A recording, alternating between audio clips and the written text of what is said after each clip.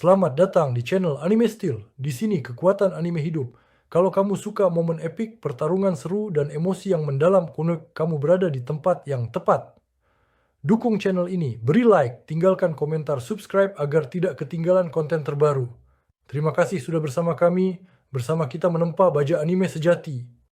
Sementara anak-anak lain mulai menempuh pendidikan mereka, penerimaan Almark di akademi tertunda selama 2 tahun. Penundaan ini disebabkan oleh keterlibatannya dalam konflik brutal di utara. Almark, seorang anak laki-laki muda, sudah akrab dengan kenyataan suram di medan perang. Ia terpaksa menjalani hidup di dunia yang ternoda oleh pertumpahan darah. Almark, yang sangat berbeda dari kehidupan anak biasa, berlutut di tengah sisa-sisa pertempuran. Takdirnya terikat dengan tanah utara yang keras karena ia adalah putra seorang tentara bayaran. Di selatan, kedamaian telah berlangsung lebih dari 1 abad, namun utara tetap menjadi tanah peperangan yang tiada akhir. Tak terhitung nyawa melayang saat bangsa-bangsa saling bertempur. Kekacauan ini menjadikan wilayah itu tempat berkumpulnya para tentara bayaran yang mencari peruntungan dan pertempuran. Di antara para prajurit bayaran itu, terdapat ayah Almark, Reis. Almark muda diam-diam mengamati mereka. Setelah apa yang tampak seperti pertempuran berat lainnya, Kapten Jealous menyarankan kepada Reis agar mereka pulang. Reis bertugas bersama Kapten Jealous sebagai wakil Kapten Kavaleri Serigala Hitam, sebuah unit militer yang tangguh, dengan Almark yang sering berada di dekat mereka. Almark masih mengingat pertemuan pertamanya dengan York, yang terjadi saat usianya baru 5 tahun. York telah berterima kasih kepada Almark kecil atas bantuannya. Kehidupan sebagai tentara bayaran bersifat sementara, dengan para prajurit yang terus-menerus berpindah kesetiaan dan medan perang. Pada masa itu, Kavaleri Serigala Hitam berpatroli di zona penyangga yang rawan, diperebutkan oleh Kerajaan Falan dan Kerajaan Gilbar. Saat menjalankan misi pengintaian, lanskap di sekitar tampak tenang secara menipu. Kapten Jealous dengan santai berkomentar tentang ketenangannya. Reis yang selalu waspada, tegas mengingatkannya bahwa ini misi serius dan agar tetap siaga. Perhatian mereka lalu tertuju pada keributan, dan setelah melihat sekelompok pria diserang, Reis memerintahkan pasukannya turun tangan. Mereka menemukan York yang putus asa berusaha meyakinkan para penyerangnya bahwa ia tidak punya emas. Para bandit curiga karena penampilan York yang rapi, menganggap permohonannya kebohongan. Reis mengamati situasi, memperhatikan bahwa ada sekitar 30 penyerang, gabungan dari tentara bayaran yang jatuh dan para bandit. Seperti diamati Kapten Jealous, jumlah itu terlalu banyak untuk dihadapi satu orang. Quern, Reis, yang tahu ada intelijen bahwa pasukan Gilbar dekat situ, Angkesia memutuskan unitnya harus segera membubarkan bandit dan melakukan pengintaian lebih jauh ke depan. Anak buahnya, termasuk Almark, bersiap bergerak. Sementara itu, para bandit berhasil menangkap York, mengejeknya karena usianya. Salah satu bandit memperhatikan pakaian York yang bagus, bersumpah akan menjaga pakaiannya tetap bersih dari darah. Saat seorang bandit bersiap untuk menyerang York yang telah ditangkap, Reis menerjang ke tengah keributan dengan menunggang kuda, menebas penyerang itu. Kapten Jealous segera menyusul, menumbangkan bandit lainnya. Kedatangan para tentara bayaran yang tiba-tiba dan ganas membuat sisa bandit tertegun dan kebingungan, mempertanyakan kehadiran mereka. Setelah mengatasi ancaman langsung, Reis menyarungkan pedangnya yang berlumuran darah. Kapten Jealous bertanya apakah sisa bandit telah melarikan diri. York dengan penuh rasa syukur berterima kasih kepada Reis atas penyelamatan dari situasi berbahaya itu. Reis memperingatkan York bahwa daerah tersebut sangat berbahaya dan akan segera menjadi medan pertempuran, sehingga tidak aman untuk bepergian sendirian. Sebuah peringatan yang diakui oleh York. Reis kemudian mengalihkan perhatiannya kepada anak buahnya sendiri, Tenamanan, dengan tegas memerintahkan mereka untuk berhenti menjarah dari mayat dan bersiap untuk bergerak. Lalu, dengan nada muram, ia memberitahu Kapten Jealous dan seorang prajurit lainnya bahwa mereka telah kehilangan Warner dalam pertempuran kecil itu. Meskipun kehilangan itu, Reis memutuskan untuk tetap maju, menekankan keuntungan strategis dari melihat keberadaan pasukan Gilbar. Saat pasukannya bersiap untuk berangkat, Reis memberi isyarat kepada anak buahnya untuk bersiap.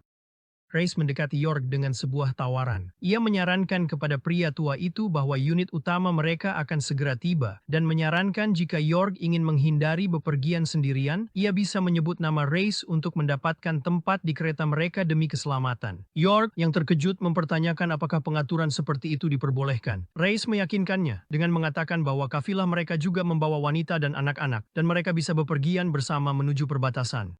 Dengan salam perpisahan terakhir, Reis dan pasukan pengintainya pun berangkat.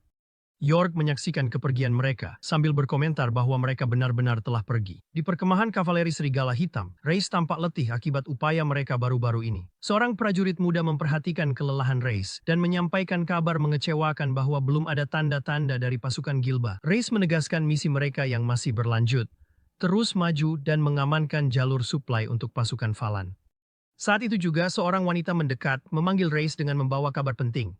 Wanita itu memberitahu Reis bahwa ia telah menjemput seorang pria tua aneh yang mengaku sebagai kenalannya. Reis yang mengenali deskripsi tersebut, memastikan bahwa pria itu memang seseorang yang ia kenal dan menanyakan keberadaannya. Wanita itu mengarahkannya ke sebuah kereta di kejauhan. Setelah mengucapkan terima kasih, Reis segera pergi menemui pria tua itu. Reis menemukan Jorg, pria tua itu, duduk di samping kereta. Mendekat, Reis menawarkan semangkuk sup, sambil berkomentar sudah lama sejak terakhir mereka bertemu. Jorg menerima sup hangat itu dengan rasa syukur, berterima kasih kepada Reis atas perhatiannya. Sambil menikmati sup, Jorg memperkenalkan diri dan mengungkapkan terima kasih mendalam kepada Reis karena telah menyelamatkan nyawanya. Sebagai balasan, Reis memperkenalkan dirinya sebagai wakil kapten unit mereka. Tersentuh oleh tindakan Reis, Jorg menyatakan keinginannya untuk mencari cara agar bisa membalas kebaikan tersebut. Reis tertawa kecil mendengar tawaran Jorg, mempertanyakan apa yang bisa dilakukan oleh seorang pria tua sepertinya. Jorg kemudian membuat pengakuan mengejutkan. Ia adalah kepala sekolah Akademi Sihir Nork di Kerajaan Garai, sebuah negara besar di selatan. Ia menjelaskan bahwa saat ini ia sedang dalam perjalanan untuk mencari anak-anak berbakat. Awalnya Reis menganggap hal itu sebagai lelucon. Jorg dengan tenang mengakui keraguan Reis. Untuk membuktikan kemampuannya meskipun telah kehilangan tongkat sihirnya, Jorg melakukan sebuah aksi sihir kecil. Ia mengubah sebuah benda biasa di tangannya menjadi seekor burung bercahaya yang kemudian terbang dengan anggun. Reis menyaksikan pertunjukan itu dengan mata terbelalak karena takjub. Terlihat sangat terkejut dan kini yakin dengan pengakuan Jorg, Reis bergumam tak percaya. Ia teringat pernah mendengar tentang Akademi Sihir Nork, sebuah tempat yang terkenal karena sangat menghargai bakat sihir di atas segalanya. Akademi itu menawarkan kesempatan pendidikan yang setara dan menjamin karier yang sukses bagi para lulusannya. Berbalik kepada Jorg, Reis mencari kepastian. Benarkah dia benar-benar kepala sekolah dari institusi yang begitu bergengsi? Jorg membenarkan bahwa memang dialah orangnya. Jorg lalu menjelaskan lebih lanjut tentang akademi itu, menggunakan tongkat untuk menggambar detail di tanah. Ia menerangkan bahwa anak-anak bisa mendaftar mulai usia 9 tahun. Mereka akan menjalani pendidikan 6 tahun, dibagi divisi dasar dan menengah, sambil tinggal di Pulau Nork dalam Kerajaan Garai. Reis mendengarkan saksama saat Jorg menambahkan bahwa setelah 6 tahun, para siswa akan menjadi penyihir dengan pilihan untuk mengambil spesialisasi di bidang tertentu melalui divisi lanjutan selama 3 tahun. Setelah menyerap informasi itu, Reis tampak serius. Ia meminta Jorg untuk memastikan pemahamannya. Akademi itu hanya untuk mereka yang memiliki bakat. Ketika Jorg membenarkan hal itu, Reis terdiam sejenak, lalu dengan nada serius menyatakan bahwa ia ingin membicarakan tentang putranya. Reis mulai berbicara tentang putranya, Almark, akan berusia 5 tahun. Ia mengatakan bahwa ibu Almark telah meninggal tak lama setelah kelahirannya. Reis membesarkan Almark sendiri, namun ia sangat mengkhawatirkan putranya. Anak itu terlalu penakut dan tidak memiliki ambisi untuk bertahan hidup. Ia menggambarkan kehidupan kejam seorang tentara bayaran, dunia di mana seseorang hanya bisa mengandalkan dirinya sendiri. Dengan hati yang berat, Reis mengungkapkan keyakinannya bahwa Almark tidak akan bertahan hidup melewati usia 15 tahun jika ia menjadi tentara bayaran. Ia juga mengakui dengan jelas rasa cemasnya bahwa Almark tidak menunjukkan bakat dalam sihir. Harapannya adalah jika Almark bisa hidup di selatan yang damai, ia akan terhindar dari pertempuran.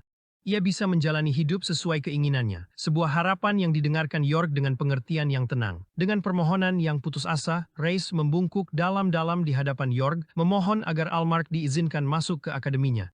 Jorg, yang benar-benar terkejut oleh permintaan penuh semangat dari wakil kapten yang biasanya begitu bangga itu, hanya bisa menatap dalam keheningan yang terpaku. Jorg membatin betapa anehnya situasi yang sedang terjadi. Jorg dengan lembut menyoroti ironi dari keadaan tersebut. Dirinya, yang sebelumnya telah diselamatkan, kini menerima penghormatan mendalam dari sang penyelamat. Reis mendongak, terkejut. Jorg kemudian mengungkapkan keinginannya yang sederhana. Sebelum mengambil keputusan apapun, ia ingin bertemu dengan Almark terlebih dahulu. Kemudian di tengah kesibukan aktivitas di perkemahan, Jorg melihat Almark muda duduk diam di dekat api unggun dan menunjukkannya kepada Reis. Reis lalu memanggil nama putranya dan Almark yang terkejut menoleh dari makanannya. Almark, sambil memegang mangkuknya, tampak berseri-seri saat melihat ayahnya. Ia berlari untuk menyambut ayahnya dengan hangat. Ketika Jorg dengan ramah mencoba memperkenalkan diri, Almark menjadi malu dan dengan cepat bersembunyi di belakang Reis. Reis dengan lembut mencoba meyakinkan putranya bahwa Jorg adalah orang baik. Reis menegurnya ringan karena sifat pemalunya sebelum menjelaskan kepada Jorg bahwa Almark memang pemalu. York mengamati Allmark dengan perhatian, lalu berkomentar tentang kecerdasannya yang tampak dan bagaimana kehati-hatiannya mungkin tanda kecerdasan itu. Pray, Allmark bergumam meminta maaf. Race lembut menyemangati Allmark. York tersenyum, meyakinkan anak itu bahwa semuanya akan baik-baik saja. York mengulurkan tangan ke arahnya. Namun gerakan mendadak ini membuat Allmark mundur dengan ketakutan dan mata terbelalak. Race mendorong Allmark yang ketakutan untuk maju. Allmark tampak sangat ketakutan dengan situasi itu. Saat York dengan lembut meletakkan tangan di kepala Allmark, anak itu tetap terlihat cemas. Tiba-tiba, seolah ada gelombang pemahaman yang melintas di benak pria tua itu. York tampak benar-benar terkejut dengan apa yang ia rasakan. York mengungkapkan keterkejutannya. Ia mengakui bahwa meskipun ia telah bertemu banyak anak berbakat, potensi Allmark benar-benar belum pernah ia temui sebelumnya. Ray sangat gembira mendengar penemuan ini. Ia memuji Allmark, mengacak-acak rambutnya dengan penuh kasih sayang. Race membayangkan bakat putranya dalam ilmu pedang akan berkembang pesat sejak dini. York setuju, meramalkan kesuksesan Allmark sebagai seorang tentara bayaran. Namun, Race menanggapi bahwa kemampuan ilmu pedang bukanlah keterampilan yang paling penting. Allmark memandang bingung dengan arah pembicaraan yang berubah. Race teringat sebuah pelajaran tentang pentingnya ketahanan mental yang kuat untuk bertahan dalam operasi militer, sebuah kualitas yang mungkin ia ragukan dimiliki Allmark, dan ia anggap lebih penting daripada kekuatan fisik semata. York memahami hal itu dan menginstruksikan Race membawa Allmark ke akademi saat usianya 9 tahun. Seraya berjanji akan memberi petunjuk arahnya. Ia yakin memprediksi Allmark akan menjadi penyihir hebat. Race lega, memastikan ia akan membawanya. Race memeluk Allmark dengan kegembiraan. Di perbatasan, York berterima kasih kepada Race atas bantuannya. York juga berkata kepada Allmark bahwa ia menantikan bertemu dengannya dalam 4 tahun lagi. Allmark tampak sedikit terkejut dengan kata-kata York. Race menepis ucapan terima kasih itu, mengatakan justru dialah yang dibantu, lalu berpamitan kepada York. Orang tua itu pun berangkat melanjutkan perjalanannya. Beberapa tahun pun berlalu. Seperti yang telah diperkirakan York, Allmark menekuni ilmu pedang, meskipun Race tidak secara aktif mengajarinya. Allmark berlatih dengan tekun menggunakan pedang besar yang sudah tidak lagi dipakai ayahnya. Sifat Allmark yang pendiam dan pemalu tetap ada, namun seiring bertambahnya usia, matanya memancarkan cahaya nalar yang kuat dan jernih. Race mengamati latihan putranya. Suatu hari ketika Allmark berusia 8 tahun, sebuah insiden terjadi saat pasukan utama, termasuk Race, sedang pergi bertempur melawan ksatria kavaleri Morrisville. Para wanita ditinggalkan di perkemahan. Tiba-tiba, kekacauan pun pecah ketika orang-orang berteriak dan saling mendesak untuk lari. 2 prajurit musuh berhasil menyusup dan menyerang markas utama. Mereka adalah prajurit yang tangguh dan 5 orang langsung tewas. Para prajurit musuh itu merasa puas, mengira usaha mereka sepadan karena markas utama Korps Kavaleri Serigala Hitam tidak akan berarti apa-apa tanpa pasukan utamanya. Seseorang berteriak minta tolong dari kejauhan. Saat salah satu dari mereka menyatakan bahwa tidak akan ada yang datang menolong para tawanan mereka, Allmark tiba-tiba turun tangan, mengayunkan pedang besarnya. Penyerang berambut keriting itu terkejut dengan kemunculan Allmark yang tiba-tiba. Ia berteriak kaget. Serangan Allmark melucuti senjata prajurit itu, bahkan memutuskan tangannya. Prajurit itu menatap tak percaya dan kesakitan pada bocah muda yang telah diremehkan olehnya. Pertempuran melawan kesatria kavaleri Morrisville berakhir imbang. Saat kembali dengan tangan terluka, Race mendengar tentang keberanian Allmark dari para wanita. Jeet menyarankan bahwa tidak apa-apa, dan Allmark memang sebaiknya merasakan medan perang, sementara Race merenungkan situasi Allmark. Race merasa Allmark masih terlalu muda, baru 8 tahun meskipun Jeet berkomentar bahwa pada usia 12 tahun, seseorang sudah menjadi prajurit sejati. Jeet mempertanyakan keraguan Race, berargumen bahwa jika Allmark bisa bertarung, maka ia seharusnya berada di medan perang. Race tetap diam dan merenung. Saat itu juga, Allmark masuk ke tenda mereka, menyambut ayahnya pulang dan bertanya apakah ia terluka. Jeet dengan antusias menyapa Allmark, memuji pencapaiannya yang luar biasa dalam mengalahkan para penyerang. Allmark menerima pujian itu. Allmark menatap ke arah ayahnya. Reyes kemudian berbicara kepada putranya, mengusulkan agar Allmark mencoba turun ke medan perang saat musim semi tiba. Allmark setelah sempat terkejut, menyetujuinya dengan penuh tekad. Reyes menegaskan bahwa keputusan itu sudah final. Musim dingin pun berlalu, dan musim semi pun tiba. Musim baru ini juga menandai ulang tahun Allmark yang ke-9. Situasi para tentara bayaran semakin memburuk dari hari ke hari. Reyes merasa Ngemilin tidak bisa meninggalkan mereka dalam keadaan seperti itu. Akibatnya, alih-alih menghadiri upacara penerimaan di Akademi Sihir Nork seperti yang direncanakan, Allmark justru berada bersama ayahnya. Ia pun melakukan debutnya di medan perang. Pertempuran kedua Almark berakhir dengan kekalahan. Alih-alih menjalani kehidupan akademis seperti yang diimpikan York untuknya, ia justru menumpahkan darah di medan perang. Setelah melewati banyak pertempuran kecil dan 5 pertempuran besar, musim panas pun tiba. Almark terus bertarung. Almark yang kini diakui sebagai seorang prajurit sejati, berdiri dengan siap membalas kata-kata ayahnya dengan singkat, "Ya, ayah." Reyes memberi instruksi kepada Almark, "Setelah kamu berganti pakaian, datanglah ke tenda ya." Namun Reyes tidak menyerah pada keinginan agar putranya masuk ke Akademi Sihir. Pada hari-hari tanpa pertempuran, Reyes akan memanggil putranya, Almark, dan mengajarinya. Ia mengajarkan segala yang ia ketahui, mulai dari membaca dan menulis hingga perhitungan angka. Reyes juga menanamkan nilai-nilai moralnya sendiri kepada Almark. Almark menyerap semua pelajaran itu, sama seperti ia mempelajari teknik pedang. Selain belajar pelajaran akademis, Almark tetap rajin berlatih pedang, meskipun Reyes tidak sepenuhnya merasa senang akan hal itu. Namun, Reyes tidak menunjukkan ketidakpuasannya. Begitulah musim panas di ulang tahun ke-9 Almark pun berlalu. Bagi Reyes, musim panas itu berlalu tanpa kejadian berarti. Suatu hari, saat Reyes mengawasi Almark, sebuah insiden terjadi. Dalam pertarungan sengit, Reyes menjerit kesakitan saat ia ditusuk. Lawan yang dihadapinya adalah Anazal, andalan dari pasukan inti berzira berat yang dikenal sebagai Lamb's Pride. Almark sendiri ditusuk tombak menembus dadanya dan nyaris kehilangan nyawa. Untungnya, ia berhasil selamat. Namun selama lebih dari sebulan, ia bahkan tidak mampu bangun dari tempat tidur. Reyes melihat dengan prihatin setelah kesembuhannya. Reyes memberitahu Almark yang terkejut, "Besok kau akan meninggalkan tempat ini." Almark, yang masih dalam masa pemulihan dari lukanya sendiri, terperangah. Almark menyatakan, "Aku akan bertarung bersama ayah." Namun Reyes langsung menyebutnya bodoh. Reyes melanjutkan, "Jika kau ada di sana, kau hanya akan menjadi beban." Almark mengepalkan tinjunya, terluka oleh kata-kata ayahnya.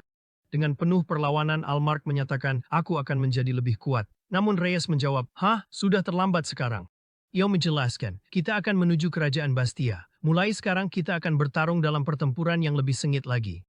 Tegas Reyes menambahkan, "Kau tak akan bertahan hidup dalam keadaanmu sekarang." Almark mendengarkan diam, beban kata-kata ayahnya terasa jelas. Reyes menatap Almark saksama, lalu berkata, "Kau bisa jadi hebat." Ia mendesak putranya, "Dengarkan baik-baik."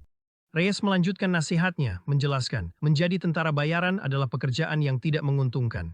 Ia memperjelas bahwa meskipun ada kisah-kisah tentang prajurit biasa yang menjadi ksatria, kebanyakan hanyalah cerita palsu, dan semua orang akhirnya dimanfaatkan. Reyes menutup peringatan suram itu. Begitu mereka tidak lagi berguna, pada akhirnya mereka akan dibuang. Reyes menasihati, untuk menghindari itu, memiliki pedang saja tidak cukup. Gunakan kepalamu, Almark. Ia menginstruksikan Almark untuk mencari tahu apa yang harus dilakukan dan bagaimana caranya. Reyes menekankan, "Cobalah berpikir sendiri tanpa bergantung padaku." Almark mendengarkan, sangat terharu saat ayahnya melanjutkan, "Jangan hanya menjadi hebat lewat pelajaran, jadilah hebat lewat tindakan." Reyes menutup dengan penuh semangat, "Gerakan hati banyak orang." Almark terdiam sejenak, lalu mengelap celananya. Ia menoleh kepada ayahnya dan dengan tegas menjawab, "Aku mengerti, ayah." Reyes yang tampak terharu hanya berkata, "Terima kasih." Ia mengakui bahwa Almark adalah anak yang begitu pengertian. Reyes menginstruksikan Almark, "Ucapkan selamat tinggal kepada semuanya." Almark mendekati seorang anak laki-laki berambut gelap dan seorang gadis kecil berambut terang, Warkra, yang terkejut. Anak laki-laki itu berkata, "Tetap kuat, Almark. Lain kali kita bertemu, aku juga akan jadi prajurit." Gadis itu berkata, "Jangan lupakan aku, Almark." Almark terharu oleh kata-kata mereka, menjawab, "Ya, aku tidak akan lupa. Terima kasih." Dua pria dari pasukan kavaleri mengucapkan salam perpisahan. Satu berkata pada Almark, "Hati-hati besok," dan yang lain mengingatkan, "Kau anggota kavaleri Serigala Hitam. Banggalah." Pria lain dengan nada bercanda menasihati, "Jangan memungut barang aneh lalu sakit perut." Sementara rekannya yang lebih serius menambahkan, "Jangan buat Garba sedih." Rombongan itu, termasuk pemimpin mereka Jeles, Morgard yang tenang, Gator yang terampil, dan ayah Garba, Jezak, mendoakan yang terbaik untuknya. Semua menepuk bahu Almark dan mendoakan perjalanan aman, yang dibalas Almark dengan rasa syukur, "Terima kasih." Almark memanggil pria yang lebih tua, Darak. Darak menoleh, menyambut Almark dengan himne. Darak tersenyum hangat kepada anak laki-laki itu. Almark mendekatinya dengan ekspresi serius di wajahnya. Darak menggenggam tangan Almark, menghibur. Ia meyakinkan Almark, "Jangan khawatir, kemanapun kamu pergi, kamu anak Reyes, kamu pasti akan baik-baik saja." Kenangan momen-momen yang dibagikan melintas di benak Almark saat bersiap berangkat. Reyes mendekati Almark yang sedang memandang ke arah bentang alam. Reyes bertanya, itu saja barang bawaanmu? Almark mengiyakan, ya, ini sudah lebih dari cukup. Reyes menyatakan dengan bangga, kamu sudah menjadi seorang pejuang sejati. Aku sama sekali tidak khawatir. Reyes mulai berkata, tapi apapun bisa saja terjadi. Ia memberikan sebuah liontin berbentuk oval berwarna gelap yang tergantung pada rantai kepada Almark. Almark mengenalinya dan berkata, ini milik ibuku. Ini kenang-kenangan dari Shetina. Reyes membenarkan, benar sekali. Reyes meletakkan kenang-kenangan itu di tangan Almark sambil berkata, apapun yang terjadi, ini akan melindungimu. Almark menggenggam kalung itu erat-erat lalu berkata dengan tulus, terima kasih. Kemudian ia mengumumkan, aku pergi sekarang, tolong jaga dirimu juga ayah.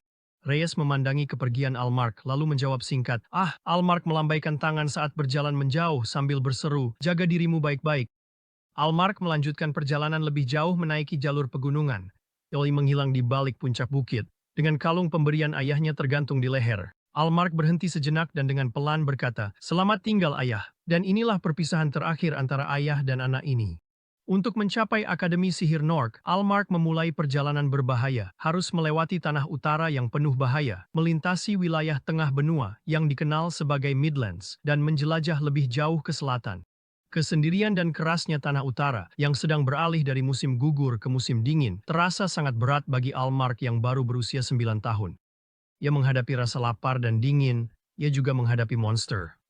Selain itu, Almark juga bertemu manusia yang berniat jahat. Di utara, segalanya adalah musuh bagi Almark dan ia nyaris kehilangan nyawanya berkali-kali, lolos dari setiap situasi genting berkat keahlian pedangnya yang luar biasa dan keberuntungannya. Kadang-kadang ia ditampung oleh para ksatria pengembara lainnya. Di waktu lain, ia bepergian bersama para prajurit dan penyihir. Namun, ia menyadari bahwa sekitar 80% orang yang ia andalkan justru mengkhianatinya. Dan dengan hati yang hancur, Almark belajar membedakan siapa yang bisa ia percayai dan siapa yang tidak. Entah bagaimana, Almark berhasil bertahan melewati musim dingin yang keras di utara, dan ketika ia menyeberangi Selat Manoba yang memisahkan benua utara dari dataran tengah, musim semi pun telah tiba.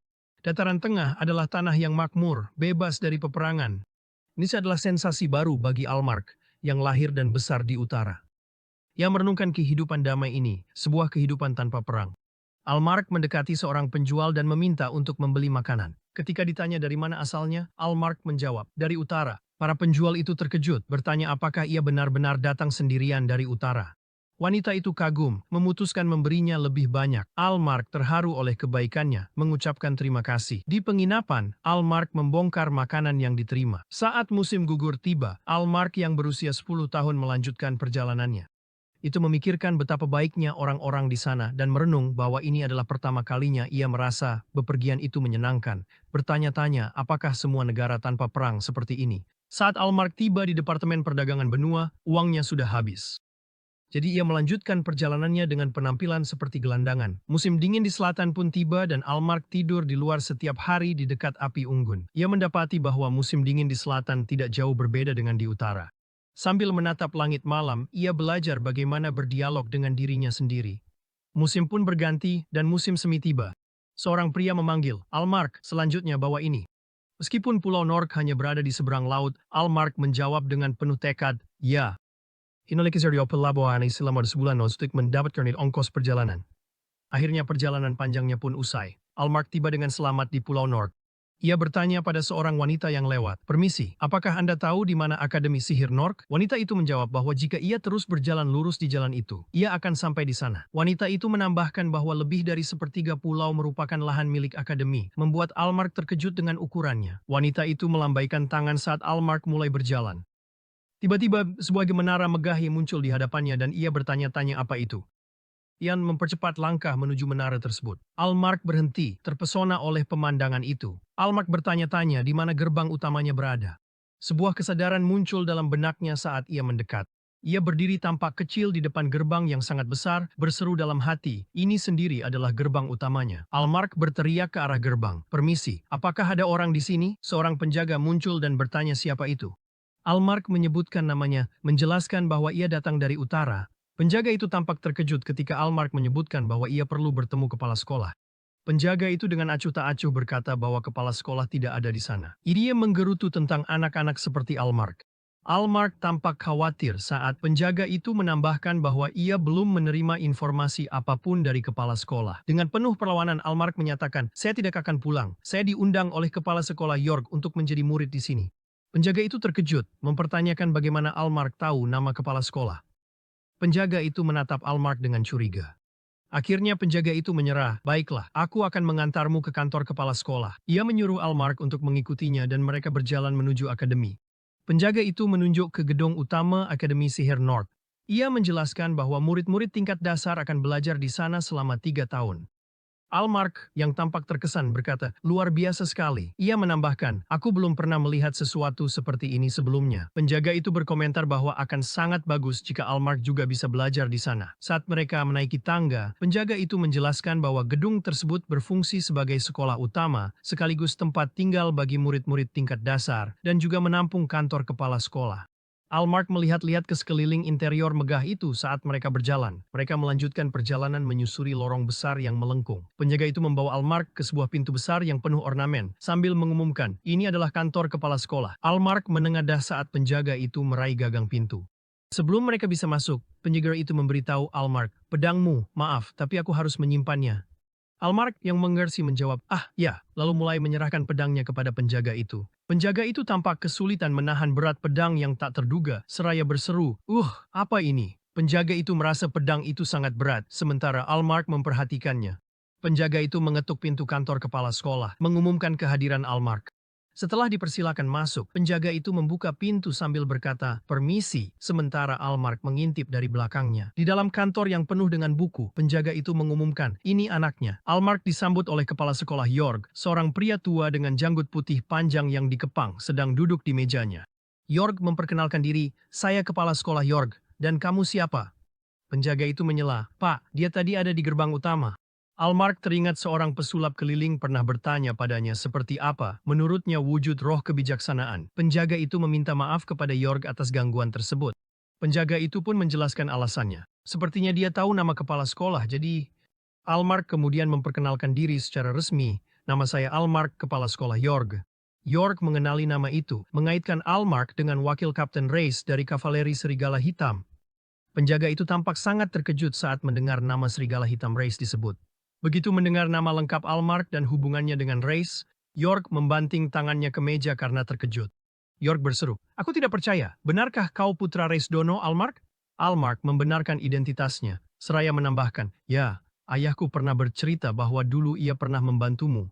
York mempersilahkan penjaga itu pergi, yang kemudian menjawab, "Siap, Pak," dan bersiap untuk meninggalkan ruangan. Lalu ia berbalik kepada Almark dan berkata, "Almark Kun, mendekatlah dan perlihatkan wajahmu lebih jelas padaku." Almark melangkah maju sesuai permintaan. York menegaskan, "Jika benar kau putra Race Dono dari pasukan kavaleri Serigala Hitam, maka kau pasti benar-benar Almark."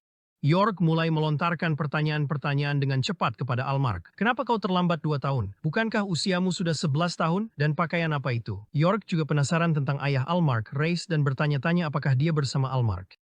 Almark dengan senyum lembut menjawab, "Aku tidak bisa menjawab begitu banyak pertanyaan sekaligus." York terdiam sejenak, menyadari ia membuat anak itu kewalahan. York mengakui sikap terburu-burunya, berkata, "Begitulah, maafkan aku." Ia meminta, "Kalau begitu izinkan aku bertanya satu pertanyaan lagi." York tampak gelisah bersiap mengajukan pertanyaan. York bertanya, "Bagaimana dengan kavaleri Serigala Hitam? Apakah perang masih berlangsung?" Almark membenarkan, "Ya, menurut ayahku keadaannya bahkan semakin buruk."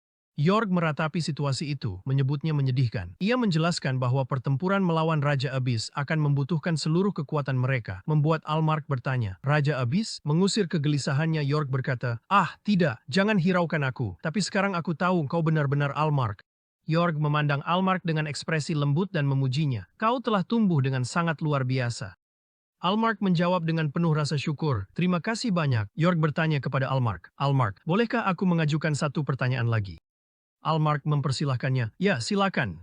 Sementara itu, penjaga yang tadi disuruh keluar menunggu di luar, masih terbebani oleh pedang Almark yang sangat berat, bertanya-tanya kapan mereka akan selesai. York melanjutkan, "Jika kau punya pengalaman bertarung di utara, kau pasti setidaknya pernah mendengar nama ini sekali saja." Ia menyebutkan nama kelompok itu, Korp Pertahanan Sihir Gilfin. Almark membenarkan, "Ya, aku pernah mendengarnya." York menggambarkan mereka sebagai kelompok yang unik di antara banyak korps pertahanan di utara. York menjelaskan bahwa setelah keberhasilan seorang penyihir terkenal, banyak penyihir dari selatan, termasuk lulusan akademi, berbondong-bondong ke utara. Namun sebagian besar menghilang karena kerasnya dingin dan pertempuran di utara. Namun Almark mengingat bahwa beberapa, seperti Gilfin, memang berhasil di utara. York menambahkan bahwa meskipun sebagian besar murid berasal dari utara dan kembali ke sana untuk bertarung, akademi tidak ingin lagi membiarkan penyalahgunaan sihir dari selatan. Almark bertanya, apa maksudmu sebenarnya? York menjelaskan, dalam beberapa tahun terakhir, kami pada dasarnya tidak mengizinkan murid dari utara untuk mendaftar. Anggap saja ini semacam ujian masuk. York kemudian mengajukan pertanyaan yang krusial. Jadi izinkan aku bertanya, apa yang kau rencanakan setelah belajar sihir di sini? Ia melanjutkan dengan nada serius. Apakah kau, seperti Gilfin, akan kembali ke utara dan menggunakan kekuatanmu? Almark terdiam sejenak, mempertimbangkan jawabannya. Almark dengan tegas menyatakan, aku juga akan kembali ke utara. York terkejut dengan pernyataan ini, terutama setelah Almark menceritakan perjalanannya. Almark teringat, aku telah melihat kehidupan makmur di dataran tengah dan negara-negara damai di selatan. York mendesaknya, mengapa hanya utara? Aku ingin tahu alasannya. Almark mengepalkan tinjunya dengan penuh tekad, menambahkan keyakinannya untuk membawa perdamaian ke utara, sambil berkata, Tuhan hidup untuk rakyat. Almark menegaskan kembali tekadnya, aku akan kembali ke utara demi mewujudkan hal itu. Mendengar keyakinan Almark yang tak tergoyahkan, ekspresi York melunak menjadi senyum penuh pertimbangan. Dengan senyum hangat, York secara resmi menyambutnya. Almark, selamat datang di Akademi Sihir Nork.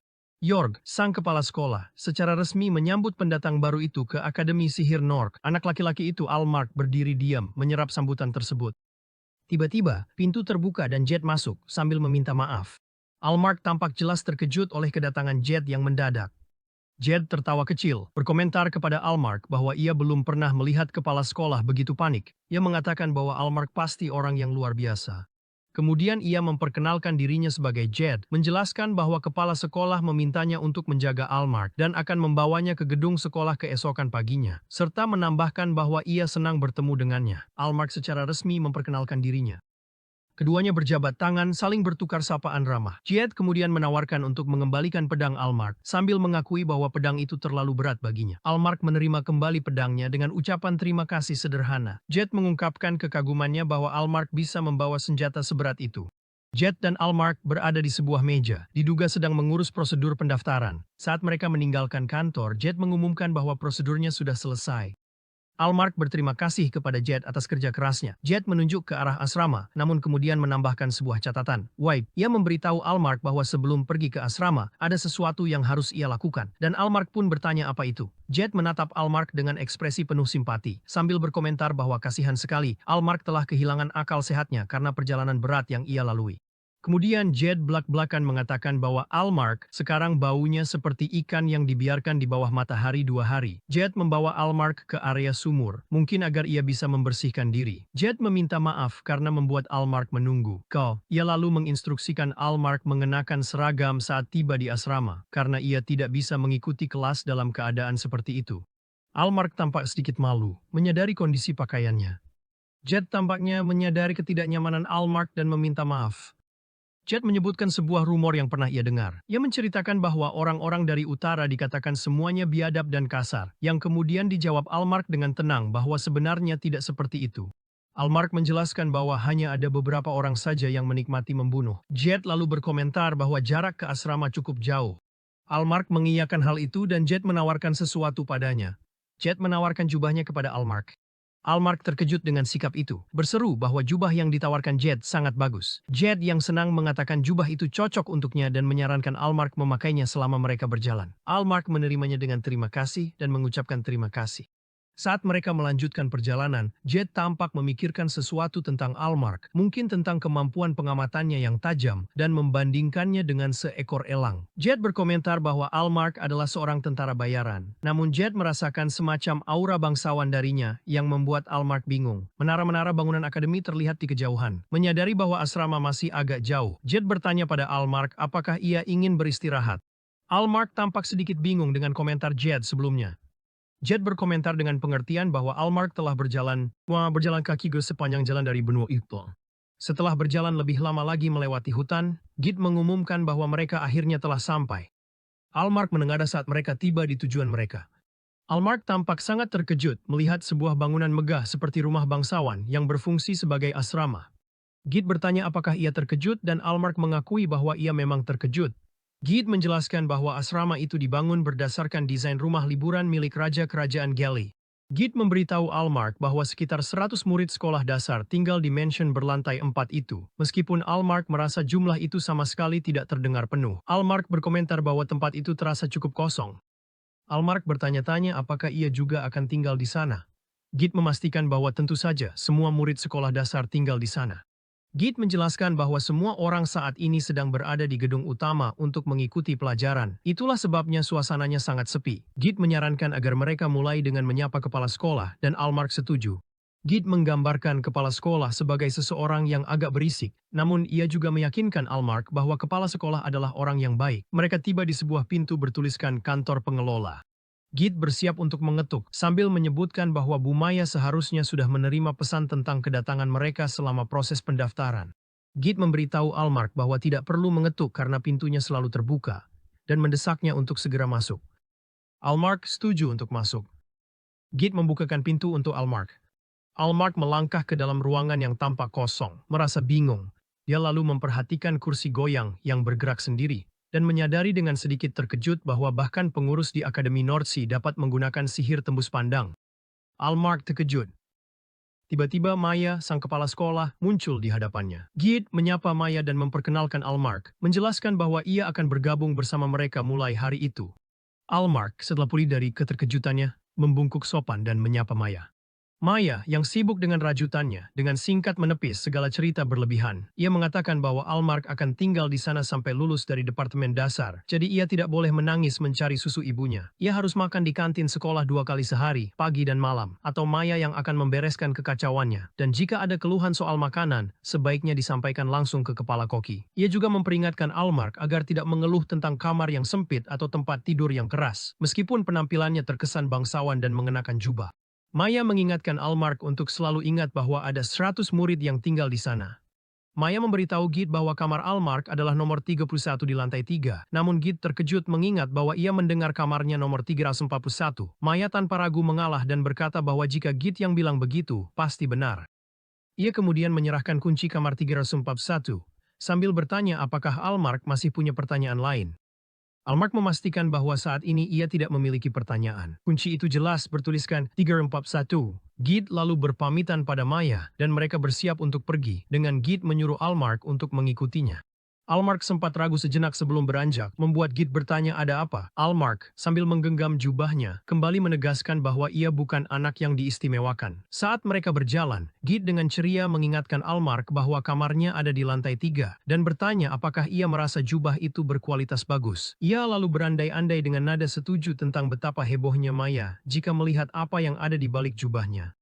Mereka pun melanjutkan perjalanan mereka. Almark menyusuri pegangan tangga yang berukir indah saat mereka menaiki tangga. Git membuka pintu kamar 341. Ia memberitahu Almark bahwa inilah kamarnya. Kamar itu dilengkapi perabotan sederhana berupa tempat tidur, lemari, dan sebuah jendela. Git menjelaskan bahwa sementara kamar lain ditempati 2 orang, Almark akan menempati kamar ini sendirian. Ia menegaskan bahwa Almark akan menghabiskan sisa tahun ini di kamar ini seorang diri. Almark merasa kamar itu bagus dan tidak ada masalah baginya. Git, yang memperhatikan Almark di dekat jendela, bertanya apakah satu-satunya barang bawaannya hanya pedang itu, sambil berkomentar bahwa bahkan keluarga miskin pun seharusnya punya lebih banyak barang. Almark menegaskan ini sudah cukup untuk saat ini. Ia lalu berterima kasih kepada Git atas jubahnya, mengatakan itu benar-benar menyelamatkannya. Git mengatakan ia akan membawa seragam Almark nanti. Ia menyarankan Almark untuk melepas pakaian yang sedang dipakainya karena baunya bisa menempel di tempat tidur. Almark setuju dan mulai melepas kemejanya, membuat Git terkejut dengan gerakannya yang tiba-tiba. Git terperangah dengan apa yang dilihatnya. Ia menyadari bahwa ia belum sempat melihat Almark dengan jelas saat Almark mandi di sumur. Almark memiliki otot yang mengesankan dan bekas luka yang buruk di dadanya. Git berpikir dalam hati bahwa Almark pasti telah melewati perjalanan yang berat. Ketika Almark menyadari Git menatapnya dan menanyainya, Git meminta maaf karena terkejut. Ia kemudian memberitahu Almark bahwa ia akan membawakan makanan dan menyarankan agar Almark beristirahat. Git menambahkan bahwa ia juga akan membawa seragamnya nanti. Saat Git hendak pergi, ia menjelaskan bahwa suara ribut di luar itu karena semua orang sedang kembali karena hampir waktunya makan malam. Git juga menjelaskan bahwa mereka semua makan bersama, jadi ia akan menuju ke kantin. Setelah Git pergi, Allmark berjalan ke jendela dan melihat ke bawah ke arah para murid yang sedang berkumpul di bawah. Sambil mengamati para murid dari jendelanya, Allmark berharap ia bisa mendapatkan teman. Ia teringat pernah melihat pemandangan serupa, anak-anak bercanda dan pulang sekolah di selatan, dan merenungkan betapa anehnya kini ia menjadi salah satu dari mereka. Ia merasa bahwa ia benar-benar telah sampai setelah perjalanan panjang. Bagi Allmark, ini menandai akhir dari banyak rasa sakit dan penderitaan, serta awal dari kehidupan dan pengalaman baru di Akademi Sihir Norsi. Di utara yang dingin, sebuah pertempuran sengit sedang berkecamuk. Sepatu bot berat mereka menghentak tanah saat mereka maju. Para prajurit menyerbu ke depan dengan teriakan perang. Mereka maju di bawah komando seorang pemimpin yang penuh tekad. Tiba-tiba, para prajurit yang sedang menyerbu, termasuk Allmark muda, mendapati diri mereka terjerat. Kaki mereka terikat secara misterius. Saat mereka berjuang, tak mampu bergerak, mereka berteriak kaget dan frustrasi. Pasukan musuh yang tangguh muncul di kejauhan. Musuh dipimpin oleh seorang ksatria berzirah yang mengintimidasi. Ksatria musuh kejam memerintahkan pasukannya membunuh mereka semua. Terjebak dan tak berdaya, Allmark muda menyaksikan ngeri. Wismer, putus asa ia berteriak, bergeraklah, sialan. Sementara prajurit lain berteriak minta tolong. Wah. Allmark terbangun kaget di tempat tidurnya, dikejutkan mimpi buruk yang begitu nyata. Ia duduk, merasa bingung. Ia memegangi dadanya saat sisa-sisa mimpi itu masih membekas. Terjatuh ke lantai dengan suara gedebuk, ia perlahan menenangkan diri, mengingat, benar, tempat ini adalah Akademi Sihir Norci. Masih terguncang, Allmark duduk kembali. Ia meraih pedangnya, mimpi buruk itu masih jelas di benaknya. Mimpi itu, pikirnya, adalah salah satu pengalaman masa laluku. Ia teringat ksatria besi yang menakutkan dari pasukan bayaran Zales Interceptor, dan bagaimana, saat mereka terdesak, pasukan ayahnya telah menyelamatkan mereka. Allmark teringat pada rumput yang telah melilit kaki mereka. Itu adalah bentuk sihir. Ayahnya, yang tidak pernah suka menggunakan sihir di medan perang, telah memperingatkannya dengan tegas setelah kejadian itu, dengan Maya juga hadir di sana. Dengarkan baik-baik, kata ayahnya. Jika kau pernah melihat seseorang membawa tongkat di medan perang, kau harus segera menebasnya secepat mungkin. Kenangan itu membuat Allmark menggenggam pedangnya lebih erat. Allmark mencabut pedangnya. Ia teringat bahwa ketika ayahnya pertama kali memberinya liontin, awalnya ia memakainya di leher, tetapi karena takut kehilangan, ia memutuskan untuk menyimpannya dengan aman di dalam sarung pedangnya. Sambil memegang liontin itu, ia berpikir, di sanalah aku menyimpan pedangku. Jika aku kehilangannya, saat itulah aku mati. Ia menggenggam pedang panjang milik ayahnya, dan liontin milik ibunya. Benda-benda inilah yang ia rasakan telah melindunginya sepanjang hidupnya. Air mata menggenang di matanya. Ia berbisik, aku berhasil ayah ibu. Ia duduk di atas tempat tidurnya, diliputi oleh emosi. Git masuk ke kamar dengan sapaan selamat pagi yang ceria. Ia terdiam sejenak saat melihat Allmark memegang pedangnya, lalu melontarkan candaan tentang suasana yang serius dan keselamatannya sendiri. Allmark menyapanya sebagai Tuan Ze. Gid, lalu sambil menyajikan sarapan, menjelaskan bahwa mulai malam itu, Isadora, Allmark akan makan di kafetaria bersama yang lain, sehingga ini adalah makanan terakhirnya di kamar. Allmark berkomentar tentang aroma makanan yang harum. Gid mendorongnya untuk terus berusaha. Allmark mulai makan. Setelah menghabiskan makanannya dan berterima kasih pada Gid, Allmark menyampaikan keinginannya untuk mencuci muka dan merapikan rambut di hari pertamanya. Lalu bertanya di mana ia bisa mendapatkan air. Gid mengiyakan hal itu dan menyebutkan adanya kamar mandi asrama, namun ia menyarankan pilihan yang lebih mudah. Ia menunjuk ke sebuah pilihan di luar jendela. Saat Allmark bersiap untuk keluar, Gid mengingatkannya, tunggu, aku sudah membawa seragammu, gantilah dengan itu. Dengan mengenakan seragam barunya, Allmark berjalan menuju suara-suara percakapan. Ia bertanya-tanya apakah itu adalah kafetaria. Mengintip ke dalam, ia melihat sebuah ruangan yang ramai penuh dengan siswa. Meskipun sejenak ia membayangkan dirinya bisa berbaur dan makan dengan bahagia bersama yang lain. Ia ragu-ragu di depan pintu, tertawa kecil dengan gugup pada dirinya sendiri. Seolah-olah berkata, mereka pasti akan menerimaku. Memutuskan untuk tidak masuk ke kafetaria dulu. Allmark menuju ke sumur yang ditunjukkan Gid. Ia terkejut mendapati seseorang sudah ada di sana, seorang gadis berambut panjang dan hitam, Julia Chugan. Ia menyapanya.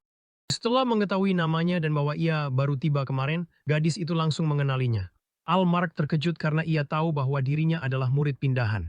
Julia menjelaskan bahwa semua orang membicarakannya, karena sudah puluhan tahun tidak ada murid pindahan. Julia Chugan mengakui bahwa semua orang menantikan seseorang yang luar biasa, tapi Allmark tampak sangat biasa saja, dan ia pun meminta maaf jika membuat mereka kecewa. Setelah membasuh wajahnya, Almark memperkenalkan diri secara resmi sekali lagi dan menanyakan namanya. Aku Julia Chugan, jawabnya. Almark sambil mengeringkan wajahnya, lalu berkata, sepertinya semua orang sedang makan, tapi apa kamu tidak apa-apa? Julia menjelaskan bahwa tidak masalah makan nanti, dan Almark pun bertanya-tanya apakah dia akan dimarahi. Ia menyebutkan bahwa Mayasan akan ribut, tapi biasanya hanya ada di pagi hari. Menyadari rambut Julia yang masih berantakan, Almark bertanya apakah dia sudah selesai. Namun Julia dengan singkat menyarankan agar Almark bertanya pada orang lain jika masih ada pertanyaan. Ia pun pergi dengan singkat berkata terima kasih. Saat Almark memperhatikannya pergi, tiba-tiba seseorang menepuk rambutnya dari belakang. Ketika Almark kembali ke kamarnya, Git menyambutnya pulang.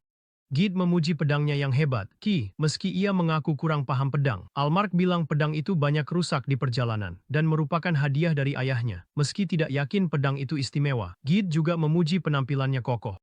Melihat Almark tampak lelah, Git bertanya apakah ada sesuatu yang terjadi. Almark lalu berkata, tadi aku bertemu seorang gadis di bawah, yang langsung membuat Git penasaran.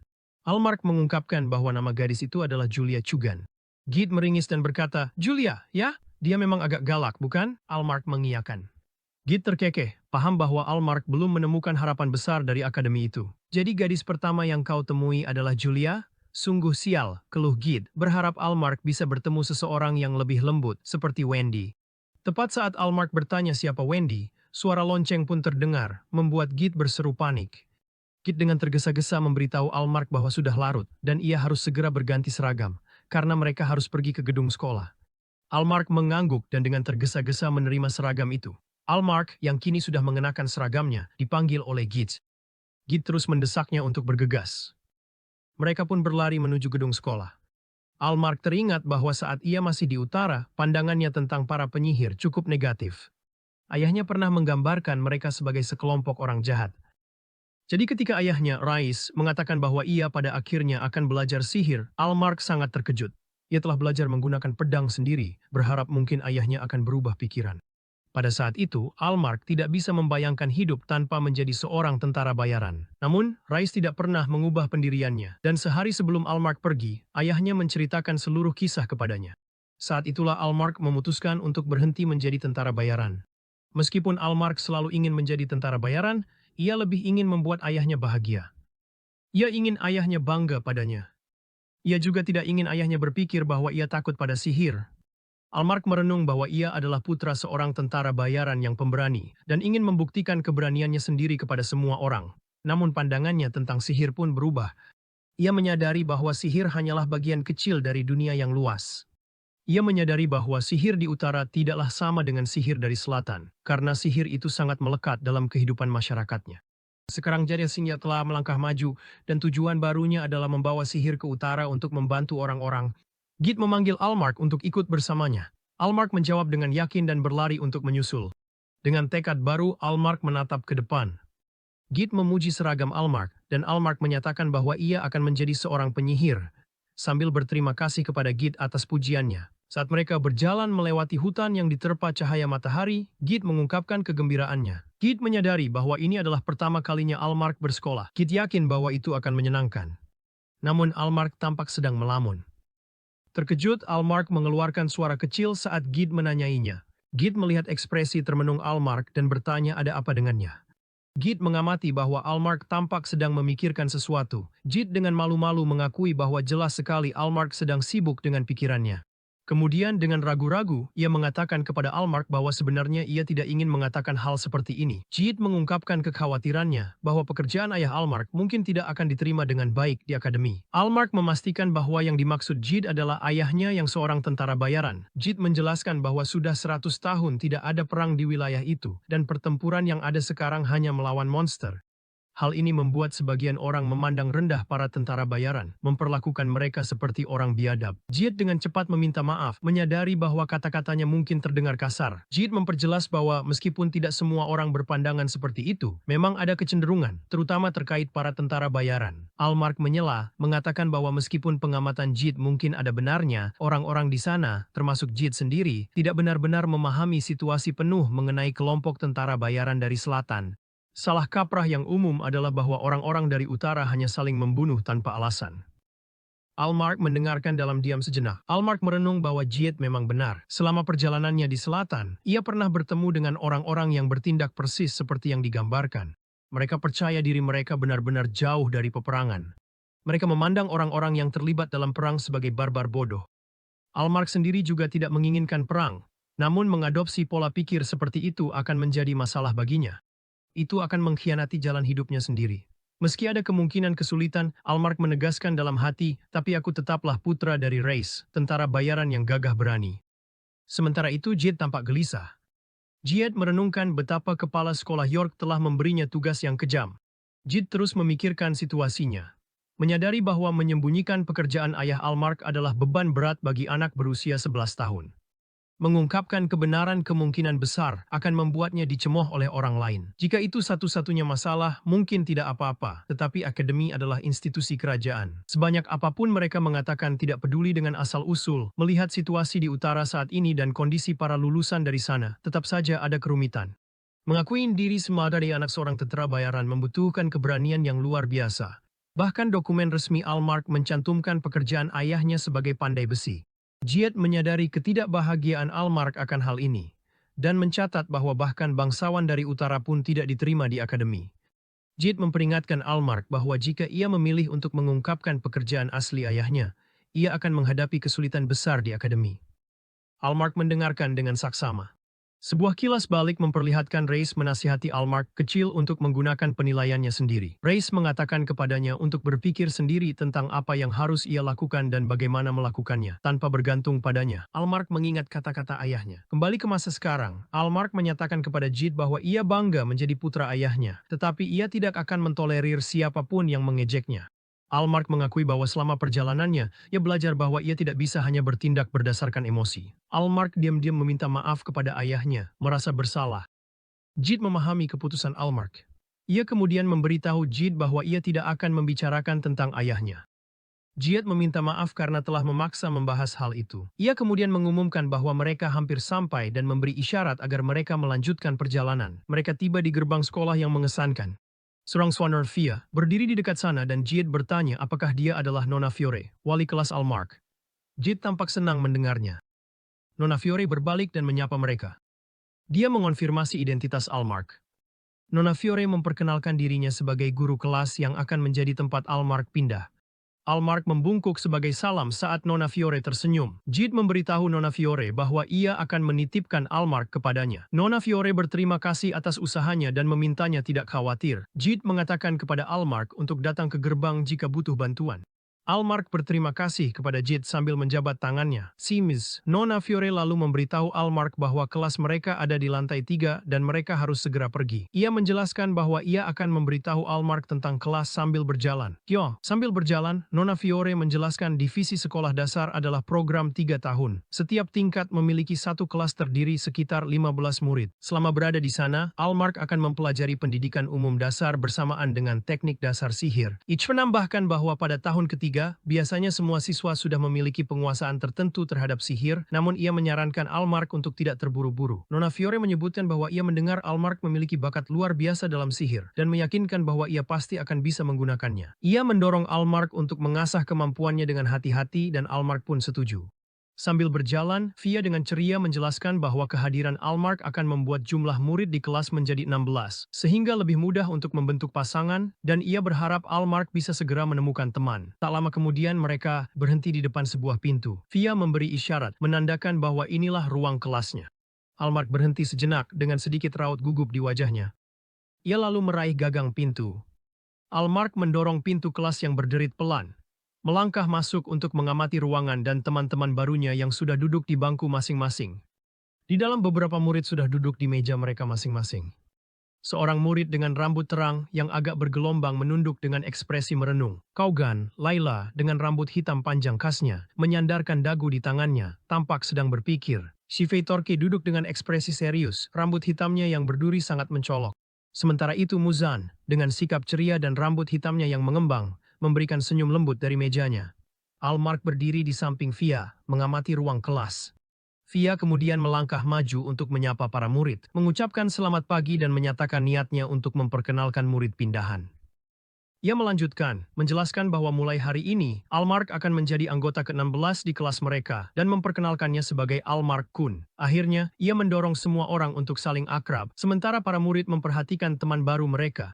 Guru mereka, Fia, mengumumkan kepada kelas bahwa Almark kini menjadi anggota ke-16 dan mendorong semua orang untuk saling akrab. Almark merasakan tatapan tajam dari teman-teman barunya.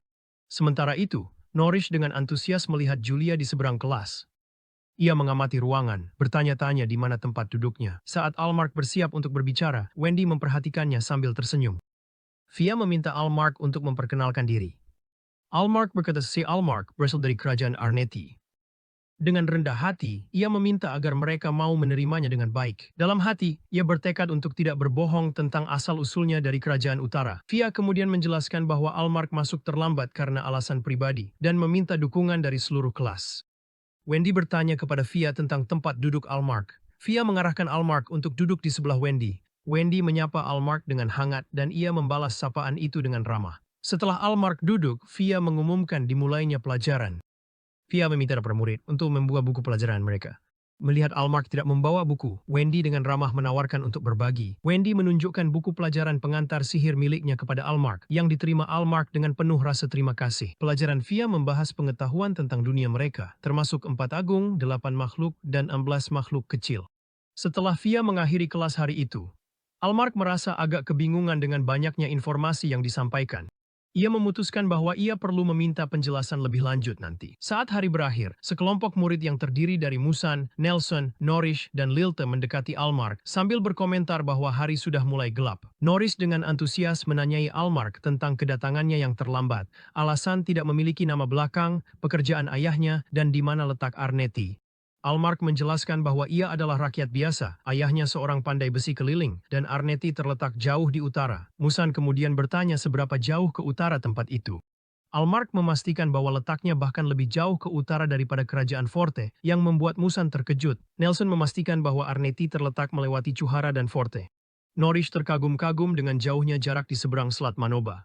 Wendy bertanya kepada Almark apa yang ia buat sebagai pandai besi, dan ia menjawab hal-hal seperti pedang. Hal ini menarik perhatian Nelson dan Lilte. Norris kemudian bertanya bagaimana Almark bisa sampai ke akademi, dan ia memastikan bahwa ia datang sendirian. Nelson dan Norris terkejut karena Almark melakukan perjalanan sendirian dari tempat yang begitu jauh. Almark mengalihkan keterkejutan mereka dengan meminta mereka menceritakan tentang diri mereka masing-masing. Wendy langsung setuju untuk memperkenalkan semua orang. Ia memberi isyarat kepada Musan, yang memperkenalkan dirinya berasal dari sebuah desa di barat kerajaan Gali, anak seorang penebang kayu, dan menyapa Almark. Selanjutnya Wendy memperkenalkan Nelson, yang ayahnya adalah pelayan ksatria di kerajaan Mix. Nelson juga menyapa Almark dengan hangat. Wendy memperkenalkan Lilte, yang orang tuanya adalah musisi, dan Norris, teman sekamarnya dari kerajaan Lang. Norris menyapa Almark. Musan kemudian dengan antusias memperkenalkan Wendy Bahab yang berasal dari keluarga bangsawan terkemuka. Wendy merasa malu, bersikeras bahwa itu berlebihan. Saat Musan hendak menunjuk orang lain, Sevi Torke menyela dengan tegas, bertanya sampai kapan mereka berencana bercanda-canda. Sevi Torke menuntut kelompok itu untuk segera bergerak. Wendy menjelaskan bahwa mereka sedang memperkenalkan Almark, sementara Nelson dengan cepat membungkam Musan yang terkejut. Torque dengan dingin mengatakan bahwa meskipun permainan persahabatan mereka tidak masalah, mereka sebaiknya tidak merepotkan para bangsawan. Wendy berargumen bahwa kelas Torque juga akan ikut tertunda. Torque tetap acuh tak acuh, membuat Almark bertanya-tanya apa maksudnya dengan bergerak. Wendy memberitahu Almark bahwa kelas sihir praktis berikutnya, Warora Corbrinior, dan ia bertanya apakah kelas itu di lokasi berbeda. Torque menghadapi Almark. Saat Almark bertanya apakah siswa yang terlambat seharusnya sudah tahu mantra, Torque menyepelekannya sebagai amatir. Almark mengakui ia tidak bisa menggunakan sihir, membuat Torque mencemooh kaum rakyat jelata. Torque menyatakan bahwa Almark hanyalah beban yang akan menjadi bahan ejekan. Saat Torque dan teman-temannya pergi, Almark bertanya-tanya siapa dia sebenarnya. Musan mengidentifikasi anak itu sebagai Torque Sevi, putra bangsawan dari kerajaan Gali. Ia dikenal suka memamerkan statusnya. Musan kemudian menjelaskan bahwa Torque berbakat dalam sihir maupun seni bela diri, sehingga sulit untuk menantangnya.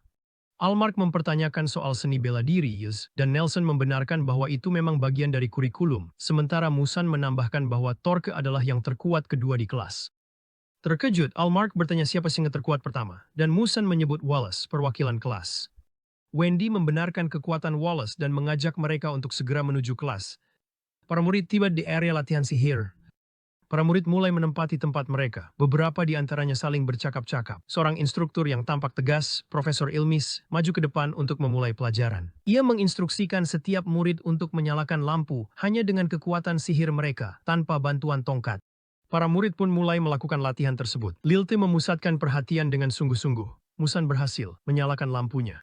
Profesor Ilmis mengamati hal itu, memperhatikan cahaya sihir yang muncul. Ia merenung bahwa meskipun para penyihir dari utara sering belajar secara otodidak, metode akademi menghasilkan teknik yang lebih halus. Nelson dan Gide juga berhasil menyalakan lampu mereka, membuat Profesor Ilmis menganggap mereka sebagai jenius sihir dan anak ajaib yang cocok untuk akademi. Setelah berbicara dengan murid-murid lain, Profesor Ilmis mendekati Allmark. Sambil mengakui bahwa ia mengetahui kisah Allmark, ia menawarkan pelajaran tambahan sepulang sekolah. Allmark menerima tawaran itu dengan rasa terkejut dan syukur. Profesor Ilmis bertepuk tangan, menandakan berakhirnya latihan tersebut. Ia kemudian mengkritik konsentrasi Wendy yang buruk. Ia menyarankan bahwa kehadiran Allmark mungkin menjadi penyebabnya, dan menegur Wendy serta Layla karena terlalu fokus agar tidak mempermalukan diri sendiri. Musan lalu mengumumkan bahwa saatnya beralih ke latihan menggunakan tongkat sihir dan Nourish menginstruksikan semua orang untuk mengambil satu. Para murid berkumpul di sekitar tumpukan tongkat latihan. Allmark bertanya kepada Wendy apa yang akan mereka lakukan selanjutnya. Nelson berspekulasi bahwa mereka akan melakukan sihir angin atau ukiran batu, tergantung pada suasana hati Profesor Ilmis. Wendy kemudian menjelaskan bahwa untuk hari itu, mereka akan melakukan ukiran batu dan harus menyiapkan beberapa batu. Tumpukan batu besar pun disiapkan, membuat Allmark bertanya-tanya seperti apa sebenarnya ukiran batu dengan sihir itu. Allmark teringat sebuah pertunjukan jalanan di mana seorang pria tua tampak membelah batu dengan tongkat kayu, dan batunya benar-benar terbelah dua, kenangnya. Ia selalu menganggap itu hanyalah trik, namun kini latihan sihir pun dimulai. Layla Kogan dengan mudah membelah batunya dengan suara retakan tajam. Allmark memperhatikan kecepatan beberapa murid. Nelson menunjukkan bahwa yang lain, seperti Musan, merasa kesulitan. Setelah cukup mengamati, Allmark merasakan gelombang tekad yang kuat. Layla, sambil merenungkan keberhasilannya, menyatakan bahwa ia akan mencapai tujuannya hari ini. Saran Allmark mulai mencoba. Konakoa, Feya dan Wallace memperhatikan. Dengan Wallace awalnya bertanya-tanya apa yang sedang dilakukan Allmark, karena tampaknya ia sama sekali tidak melakukan apa-apa. Stewart, fokus Allmark menjadi sangat tajam. Mengejutkan mereka, ia mulai mengukir pola-pola rumit pada batu itu. Feya berkomentar kepada Wallace bahwa bahkan hanya membelah batu saja sudah merupakan tugas yang sulit, namun Allmark justru menggunakan teknik yang lebih canggih lagi, sambil mengingatkan Wallace agar tidak kehilangan fokusnya sendiri. Wallace yang terkesan mengakui keahlian Allmark. Sophie Torque mendekati Allmark, memanggilnya pendatang baru. Allmark berbalik, bertanya apa yang diinginkan Torque. Torque, sambil menunjuk tongkat dan batu Allmark yang belum digunakan, mempertanyakan mengapa ia tidak memakainya. Ia lalu bertanya apakah Allmark tahu cara melakukan tugas dasar itu. Allmark mengakui ia tidak tahu, membuat Torque menghela napas dan berkata sepertinya ia harus mengajari seseorang seperti Allmark. Torque mulai memberi instruksi. Hal pertama yang perlu kamu lakukan adalah menutup matamu dan menarik napas dalam-dalam. Rasakan kekuatan sihir di tubuhmu. Allmark bingung, bertanya bagaimana ia harus merasakan kekuatan sihir itu. Torque dengan nada kesal mempertanyakan apakah Allmark benar tidak tahu. Di dekat mereka, Muzan berjuang dengan batunya, bertanya apakah batu itu punya sihir. Torque berkata pada Allmark bahwa ia berharap Allmark memang punya sihir, karena jika tidak, Allmark pergi dari sana. Aku tidak tahu apakah kamu memang punya kekuatan sihir di dirimu, lanjut Torque. Jika kamu punya, seharusnya kamu bisa merasakannya. Ia menginstruksikan Allmark untuk membayangkan mengumpulkan kekuatan sihir di ujung tongkat, dan sambil menghembuskan napas dengan cepat, memvisualisasikan kekuatan itu mengalir melalui tongkat ke dalam batu. Lihat ini, kata Torque kepada Allmark. Dengan gerakan cepat, Torque mendemonstrasikan membelah batu itu dengan bersih. Mudah, kan? Torque bertanya dengan santai. Coba saja. Allmark berpikir dalam hati bahwa hanya menonton saja agak membosankan, dan ini adalah kesempatan yang bagus. Ia mengakui bahwa meskipun Torque mungkin punya beberapa kekurangan, kemungkinan besar dia tidak berbohong soal teknik itu. Kekuatan sihir di dalam diriku, gumam Allmark. Aku tidak tahu seperti apa rasanya, tapi dari yang kupelajari, seharusnya aku bisa merasakannya mengalir di tubuhku. Ia berkonsentrasi, berusaha merasakan kekuatan itu terkumpul dari tangannya, melalui jari-jarinya, lalu masuk ke tongkat. Kemudian Allmark mengayunkan tongkat itu ke batu. Batu itu tetap utuh sama sekali. Torque tertawa terbahak-bahak seraya berseru, ini benar-benar parah. Aku belum pernah melihat orang yang bahkan tidak bisa memecahkan satu serpihan pun, meskipun ini pertama kalinya. Ia menyatakan bahwa Allmark tidak punya bakat dan mungkin akan keluar dalam setahun tanpa kemajuan, menyarankan sebaiknya menyerah saja sekarang. Torque mengakhiri dengan tatapan tajam, karena kau hanya menghalangi. Almark mencerna semua itu dengan tenang, berpikir, sepertinya kau menganggapku sebagai musuh. Adi, Almark bertanya pada Torque, apakah karena kau seorang bangsawan dan aku bukan, makanya kau memperlakukanku seperti musuh? Torque mengakui bahwa itu mungkin salah satu alasannya, menyatakan bahwa tidak ada seorang pun yang tahu latar belakang Almark, dan sangat mengganggu memiliki orang seperti itu di akademi. Kau benar-benar mengganggu mata, tambah Torque. Almark diam-diam bertanya-tanya, apakah dirinya dan Torque benar-benar sebegitu berbeda? Apa? Torsi putus. Kau pikir kau lebih baik dariku?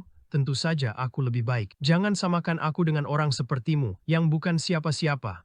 Tegas Torki. Aku adalah Torke dari keluarga Saite. Ia kemudian memarahi Almark tentang niatnya dan keterlambatannya datang, mengabaikan alasan pribadi Almark. Torke melanjutkan, menyebutkan bahwa semua orang lain datang saat berusia 9 tahun, dan mempertanyakan mengapa Almark begitu sulit berpisah dari orang tuanya.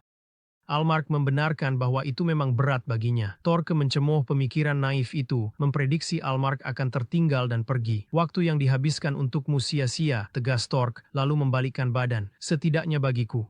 Almark mengepalkan tinjunya, merasa seolah-olah ia hampir kehilangan kendali. Almark berpikir bahwa sepertinya Torque hanya ingin memancing emosinya. Tapi dibandingkan dengan apa yang pernah ia lihat di medan perang utara, Torque justru terasa terlalu baik. Norris kemudian mendekat, mengucapkan terima kasih karena Torque telah mengajari Almark, dan menyatakan bahwa itu sudah cukup untuk hari ini. Almark, sambil melihat keberhasilan sihir orang lain, mengakui bahwa itu adalah pertama kalinya ia melihat sihir yang begitu luar biasa. Wendy tersenyum dan meyakinkan Almark bahwa ia pun akan segera bisa melakukannya. Dia kemudian teringat bahwa guru Ilmesi telah memanggil Almark untuk pelajaran tambahan sepulang sekolah dan menawarkan bantuannya kapan saja. Muzan lalu bergegas mendekat, memanggil Morgan, sambil juga menawarkan bantuan kepada Almark dan Wendy. Almark berterima kasih kepada mereka berdua, berjanji akan berusaha keras dan segera menyusul. Mereka pun keluar dari area latihan sihir.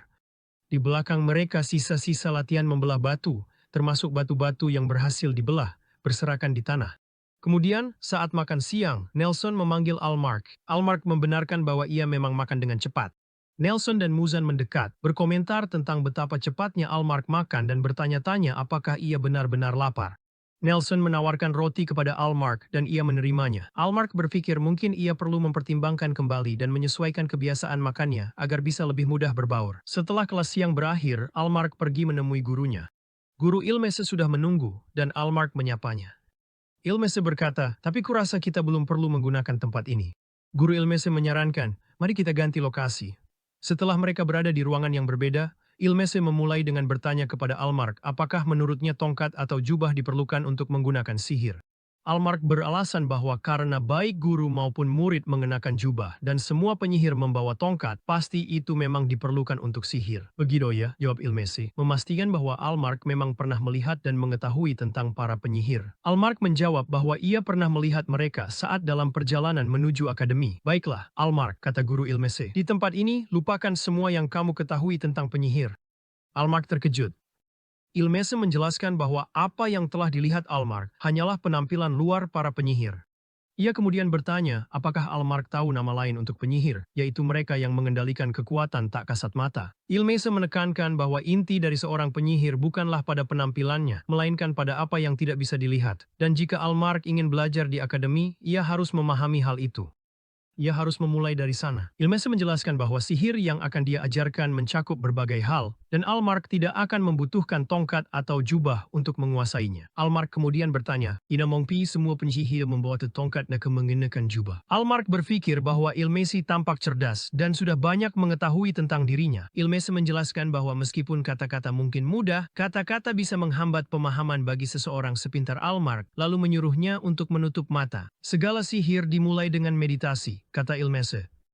Ilmese menyarankan Almark untuk mulai dengan benar-benar merasakan kekuatan sihir di dalam dirinya, sambil mencatat bahwa meskipun murid-murid tingkat dasar bermeditasi setiap hari untuk mengasah kekuatan mereka, Almark sebagai murid tahun ketiga tidak bisa bersantai-santai. Namun Ilmese memiliki harapan tinggi terhadap bakat Almark. Sekarang mari kita mulai, Ilmese menyimpulkan. Setelah pelajarannya, Almark mengucapkan terima kasih. Ia keluar dan mendapati hari sudah benar-benar gelap. Hei Almark, tuh kau rupanya, panggil sebuah suara. Ternyata itu Muzan dan Nelson. Almark bertanya ada apa. Nelson menjelaskan bahwa mereka semua sedang menunggu, dan Muzan menambahkan bahwa Wendy khawatir Almark akan tersesat saat pertama kali pulang ke asrama. Muzan juga menjelaskan bahwa hari sudah gelap dan Lily ketakutan. Jadi para gadis, Norish dan Lil Tay, pulang lebih dulu, meminta para laki-laki untuk mencari Almark karena ini adalah hari pertamanya. Nelson menambahkan mereka juga latihan mandiri setelah sekolah di hutan, jadi mereka memang sudah di sana. Almark berterima kasih karena mereka sudah menunggu lama. Muzan menyatakan bahwa dia lapar dan menyarankan agar mereka segera kembali. Ketiga anak laki-laki itu berjalan bersama melewati senja. Muzan dan Nelson menceritakan kembali kejadian hari itu. Dengan Muzan menyoroti antusiasme Sira dan Nelson menggambarkan tindakan Reed. Sementara itu, Almark merasa khawatir karena meskipun sudah diperkenalkan kepada semua orang, ia belum bisa mencocokkan nama dengan wajah dan ia pun bertekad untuk segera menghafalnya. Nelson memberitahu Almark bahwa kamar mereka berada di sebelah kamarnya. Mereka saling mengucapkan selamat malam, menantikan untuk bertemu lagi besok. Almark memusatkan perhatian untuk merasakan kekuatan sihir yang bersemayam di dalam dirinya. Awalnya ia membayangkan kekuatan itu seperti darah yang mengalir di tubuhnya, namun kini rasanya seperti sesuatu yang terkumpul di inti tubuhnya. Rasanya seperti sebuah massa besar air yang mengalir, meskipun ia tidak yakin apakah sensasi ini benar. Namun guru Ilmese pernah mengatakan bahwa perasaan yang tepat tidaklah penting untuk saat ini. Selama perjalanan panjangnya menuju akademi, ia sering berbicara dengan dirinya sendiri. Perasaan introspeksi yang ia alami saat ini terasa agak mirip. Hari-hari yang sibuk akan segera dimulai besok. Almark berusaha memahami pelajaran-pelajaran yang membingungkan. Wendy ramah menawarkan diri untuk mengajarinya, tetapi Almark merasa ia tidak bisa hanya bergantung padanya. Ia menghabiskan waktu luang untuk belajar di perpustakaan. Wendy dan yang lainnya, termasuk Via, mengatakan bahwa mereka dengan senang hati akan membantu, bahkan kadang-kadang mendampinginya selama seluruh waktu itu. Sepulang sekolah, ia bermeditasi seperti yang disarankan guru Ilmese, merasa bahwa bermeditasi sendirian saat ini lebih membantunya, sehingga ia menolak tawaran mereka. Ia belum berada pada tahap di mana ia membutuhkan bantuan, tetapi ia berjanji akan meminta bantuan mereka di masa depan. Dan begitu saja, hari-hari berlalu dalam sekejap mata. Suatu hari sebelum hari libur pertamanya di akademi, sebuah insiden terjadi. Para murid umumnya mendapat 1 hari libur setiap 10 hari. Pelajaran hari itu dimulai dengan sihir cahaya. Sementara murid lain berhasil memunculkan cahaya, Almark menyadari bahwa ia belum mempelajari apapun selain meditasi. Namun menurut Profesor Ilmese, inti dari sihir hanyalah imajinasi.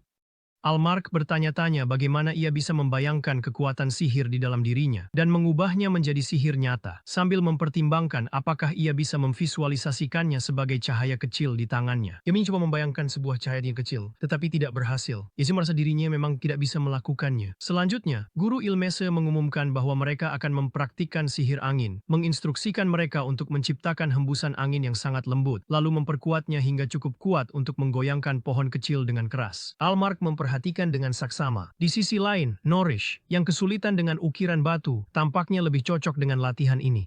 Torki tampaknya tidak bisa mengendalikan anginnya dengan baik, membuat Almark menyadari bahwa setiap orang memiliki kelebihan yang berbeda-beda. Sementara Muzan bahkan masih kesulitan dengan sihir angin. Wendy dan Layla tampak unggul dalam segala jenis sihir. Meskipun kepribadian mereka berlawanan, bakat Wendy dan Layla tampaknya sama. Almark bertanya-tanya apa yang sedang dilakukan Wallace. Ia menyadari bahwa ia belum pernah berbicara sepatah kata pun dengannya, dan Wallace tampaknya sedang melakukan sesuatu yang berbeda dari yang lain. Rasanya Wallace sengaja menghindarinya, karena selalu saja ada alasan baginya untuk pergi tepat saat Almark mencoba memulai percakapan. Namun tampaknya Wallace sangat diandalkan oleh yang lain, dan mereka tampak sangat mengaguminya. Muzan menyebutkan bahwa ia pernah mendengar Wallace adalah putra seorang bangsawan dari Morgan. Meskipun Almark belum pernah menanyakan nama belakangnya, Almark menyadari bahwa ia juga sangat fokus untuk mengikuti pelajaran, sehingga ia tidak bisa terlalu memikirkan orang lain. Namun, merasa bahwa ia kini bisa merasakan kekuatan sihirnya jauh lebih baik, Almark memutuskan untuk mencoba sihir cahaya sekali lagi. Ia membayangkan sebuah nyala api kecil melayang tepat di atas tangannya, merasakan seolah-olah sihir sedang berkumpul di sana. Kemudian ia memusatkan perhatian untuk mewujudkannya menjadi nyala api kecil. Itu berhasil. Dari kejauhan Muzan bertanya-tanya apa yang sedang dilakukan Profesor Ilmese, karena ia tampak sibuk dengan sesuatu. Ini adalah sihir pertama yang pernah dilontarkan Almark. Tiba-tiba, nyala api itu mulai membesar dan berputar secara tak beraturan. Almark, yang terkejut, bertanya-tanya apa yang sedang terjadi saat api itu semakin membesar. Sihir Almark tiba-tiba meledak menjadi pilar api raksasa, mengejutkan semua orang. Torke berteriak, menuntut penjelasan tentang apa yang sedang dilakukan Almark, sementara Wendy dan yang lainnya menatap dengan ketakutan. Wendy memanggil namanya. Para murid menyaksikan dengan kagum sekaligus cemas saat nyala api besar itu mengamuk. Muzan berseru tentang panas yang luar biasa, bertanya-tanya apakah Almark sedang terbakar. Saat si sapi mulai melemah, teman-teman sekelasnya dengan cemas bertanya, apakah Almark baik-baik saja? Guru Ilmese mengamati dengan ekspresi halus yang penuh arti. Tatapannya seolah berkata, sudah kubilang.